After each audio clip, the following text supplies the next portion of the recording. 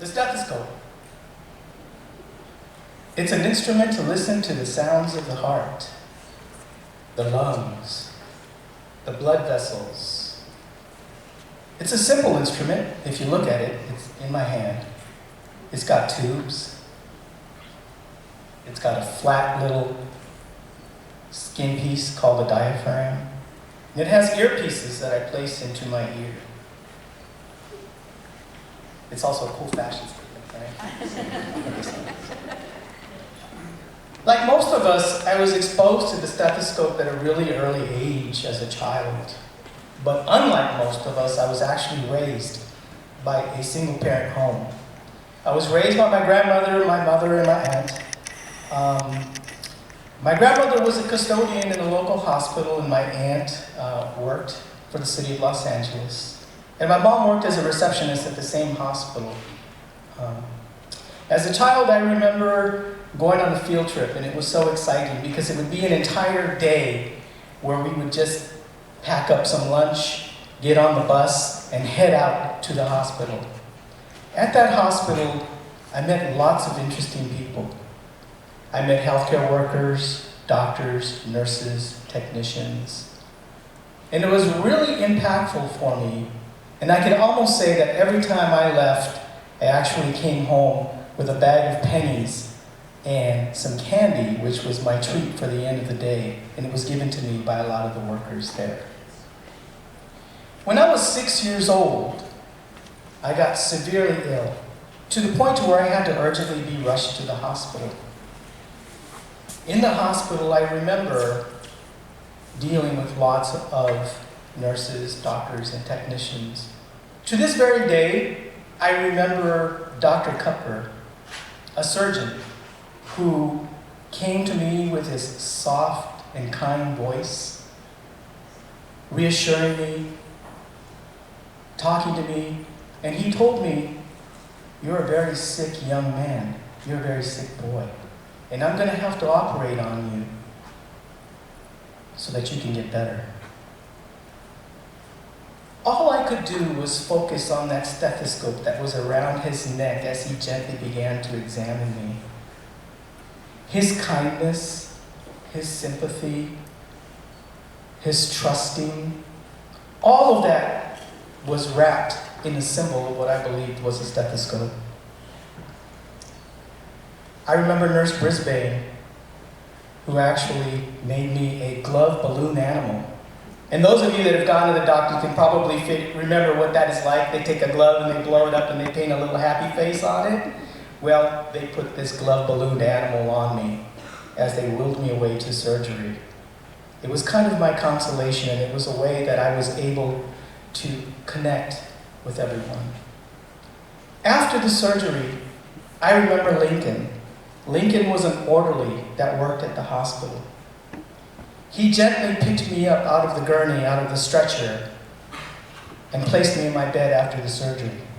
His stethoscope was in his coat pocket. I think it was that kindness and that trusting and that connectedness from everyone there that inspired me to enter the field of medicine. That was a pivotal point for me. Growing up, I worked hard, I studied, and as a child, people would ask me, "What do you want to do with your life?" And like a no-nonsense response, I would say, "I want to be a doctor." To my dismay, some of the responses that I got was, "Well, you can't be a doctor. You're not smart enough. You're not rich enough. Being a doctor is just for rich and smart people." I want to tell you right now, this very moment, that all of you can become whatever it is that you want to become. As long as you were raised in a household that supported you, that loves you, that provides for you, you can succeed in whatever environment that you want to succeed. I stand up here today as an example and as a witness to let you know that you can do this. One of the interesting things about health and healthcare professionals is education. And I think that education is far more important than becoming the end result of a healthcare professional like myself.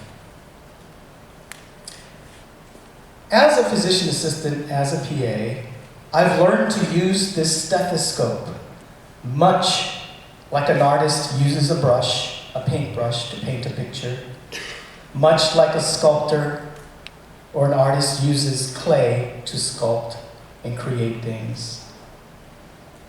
I'm able to use the stethoscope, and I am treated to the symphony and sounds of the body, the lub-dub of the heart, the deep breath of the lungs, and the swoosh of the blood through the arteries and the veins.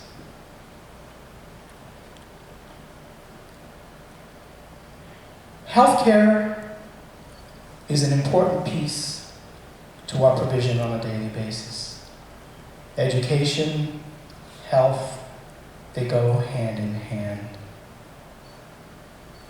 As I was growing up, I remember those people that helped influence me, who stood behind me, who put me forward, and told me that I could become whatever it is that I want to become.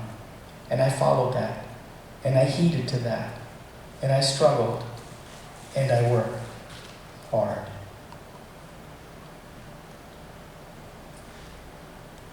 I've often been asked, why do you want to leave clinical practice? Well, in 2020, that'll be my 30th year anniversary as a healthcare provider, and it'll be my 14th year as an educator. And the question that I've often been asked is, why did you leave clinical practice?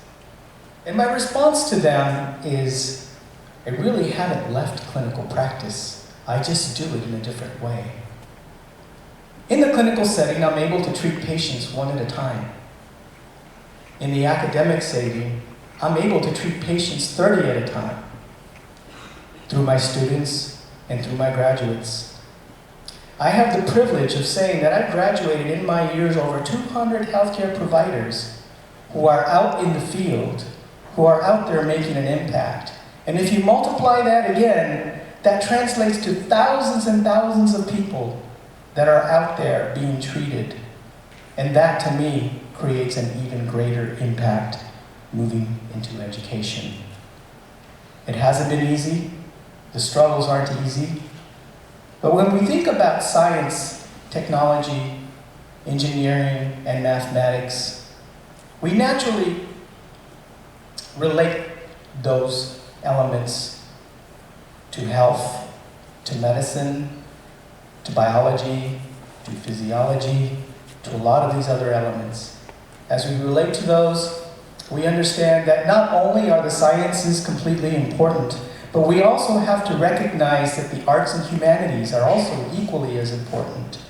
In the arts and humanities, that allows us to begin with that patient connectedness that we should have as healthcare providers. I ask you, all of you, what is health? What is wellness? Well, we know that most of us relate health to a physical entity, to a physical well-being, but we also know that wellness entails mental and emotional health. Through the stethoscope, I've been allowed to have the privilege of listening to my patients' bodies, but I also have the privilege of listening to my patients' thoughts, ideas, feelings. By the way, did you know that the stethoscope was actually invented because the physician who invented it was very shy? He didn't like to touch patients. So can you imagine this doctor with a big giant ear horn, like a trumpet sticking in his ear, and he would use that to press up against the body so that he can listen to sounds. Quite frankly, just because he invented it for an entire reason that we didn't understand why, doesn't supersede the fact that it was the most innovative invention of our time. It had changed the face of medicine and health. Much like technology, smartphones, apps, the internet, the web, and artificial intelligence have changed our time.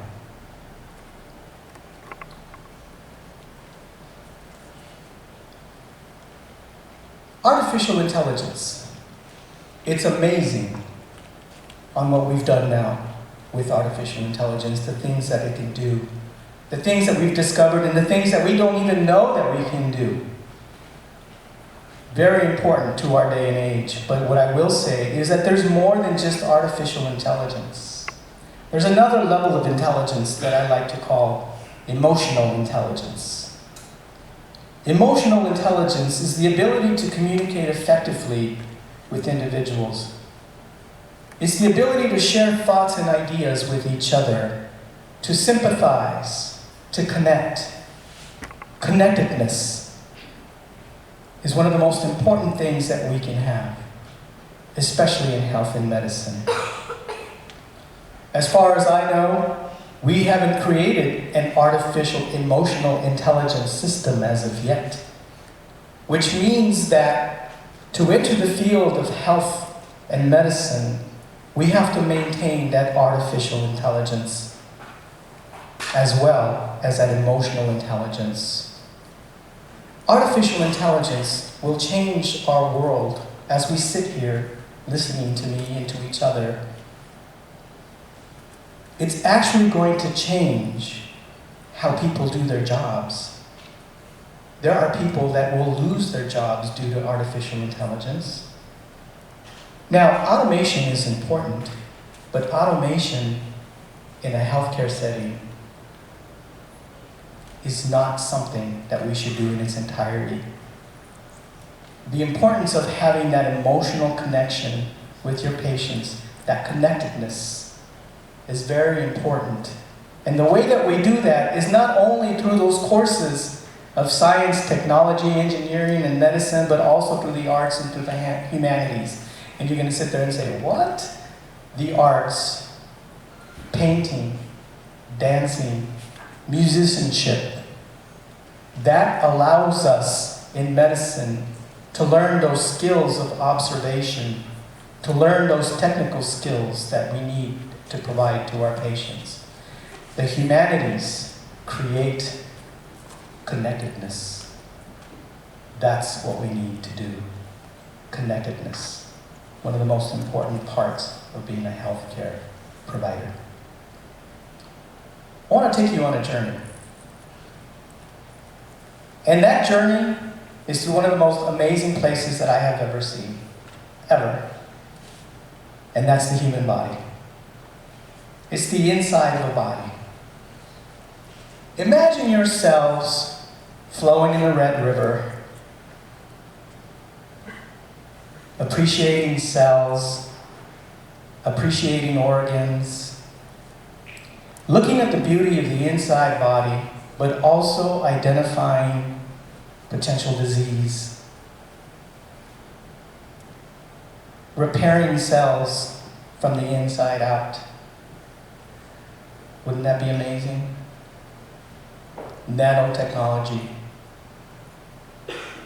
Nanotechnology. A healthcare robot, if you will, smaller than the size of a grain of rice. This nanobot will have your genetic DNA. It will know your biology. It will know your physiology. It will know your nutritional status. It'll know when you're well. It'll know when you're sick. It will be a first-line system to eradicate potential disease, to eradicate ailments, to change genetic composition of cancer cells, and to change genetic composition of the most basic of colds and flus. It would be amazing to have that. With that information being streamed out to 3D printing which we're all familiar with. We're doing amazing things. But imagine biotissue on a 3D printer, with information being sent from your nanobot companion of creating spare parts for you, creating a kidney, creating a heart, all with your genetic DNA. There would be no risk of rejection, and it could all be done through bloodless surgery.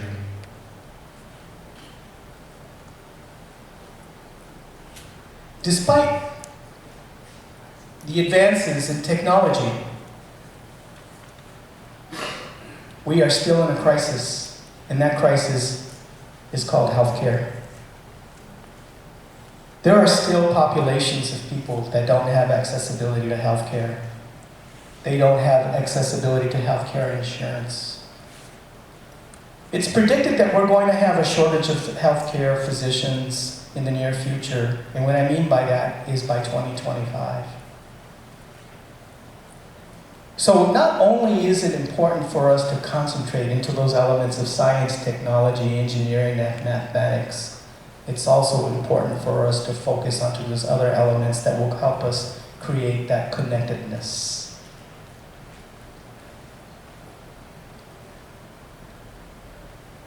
Artificial emotional intelligence creates, who knows? It hasn't been done yet. But what I do know is that people create connectedness. One of the elements I think that's important to remember, at least through my experiences, has been the importance of commitment, has been the importance of resiliency, has been the importance of support and understanding. Lots of us dream. Lots of us have nightmares about those dreams sometimes. But it's all part of becoming who you are. And you have to listen to who you are and listen to that inner voice that's telling you what you should do and what you move into. The stethoscope is an amazing tool.